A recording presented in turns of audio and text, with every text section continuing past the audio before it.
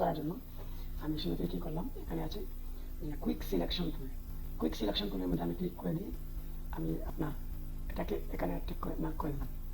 করে দেওয়ার পর এখন যদি আমি কুইক সিলেকশন টুল দিয়ে শিফটে ধরে আমি এটাকে এভাবে দিই, তাহলে শুধুমাত্র এই পার্সনটাই কী হয়ে যাবে, সিলেক্ট হয়ে যাবে। আমি কিন্তু অতিরিক্ত আর কিছু চাই না, শুধুমাত্র এই পার্সনটাকে আমি সিলেক্ট করতে চাই। তো দেখতে পাচ্ছি শুধুমাত্র পার্সনটা আমি সিলেক্ট করে নিয়েছি। এখন আমি কী করবো, আমি বাহির থেকে যদি একটু চাপ দিই, আমার এই পার্সনটা চাপ দেওয়ার জন্য আমাকে মাইনাসে ক্লিক করতে হবে। বাহির থেকে চাপ দিলে মাইনাসে দিতে হবে। তো এখানে দেখতে পাচ্ছেন মাইনাস আছে, তো আমি এটা বাহির থেকে চাপ দিয়ে শুধুমাত্র চুল বরাবর আমি এটা নেব। চুল বরাবর মোটামুটি আমি নিচ্ছি। তো এভাবে বাহির থেকে চাপ দিয়ে আমি চুল বরাবর নিয়ে নিলাম। এখন আমি কী করবো, কন্ট্রোল এক্সের মধ্যে ক্লিক করে দেবো। দেখতে পাচ্ছেন কন্ট্রোল এক্সের মধ্যে ক্লিক করার সাথে সাথে এখান থেকে ছবিটা কিন্তু চলে হয়ে গেছে। তো এখানে যদি আমি পেস্ট করে দিই, তাহলে এই পিচ্ছি লুকটা এখানের মধ্যে চলে আসবে। তো দেখতে পাচ্ছি এখানে পিচ্ছি লুকটা কিন্তু চলে আসছে।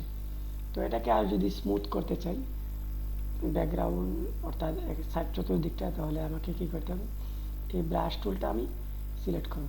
সিলেক্ট করে আমি এটাকে স্মুথ করব। স্মুথ করার জন্য আপনি এখানে ব্রাশ টুল সিলেক্ট করে আপনি স্মুথ করে নিতে পারেন।